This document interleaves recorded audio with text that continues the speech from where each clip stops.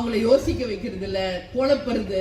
எதுக்கு நீட்டுக்கு படிக்கிறீங்க, அதான் வரப்போது இல்ல, இப்படியே குழப்பி அவங்கள இன்னைக்கு ஒழுங்கா படிக்க கூட முடியாத ஒரு நிலைமைக்கு கொண்டு போய் இங்க குழப்பத்தைக்கு கொண்டு வராங்க.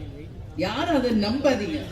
நிச்சயமாக பொய் சொல்கின்ற ஆட்சியாளர்கள் தான் இங்க அதிகமாக இருக்கிறாங்க என்பதை மன வேதனையோட நான் சொல்றேன். இன்னைக்கு பாருங்க, முதலமைச்சர் டெல்லி போயிருக்கார். எதுக்காக? நிதி ஆயோக் மீட்டிங்ல கலந்து கொள்றதுக்கு. இது 5வது வருஷம். இப்பதான் ஃபர்ஸ்ட் டைம் போறார். 4 வருஷமா அவர் போவே இல்லை. இதுக்குதான் இன்னைக்கு எதிர்கட்சி தலைவர் அண்ணன் எடப்பாடியார் கேள்வி கேட்டிருக்காங்க, இவ்வளவு நாள் போல இப்ப மட்டும் போறீங்கன்னு.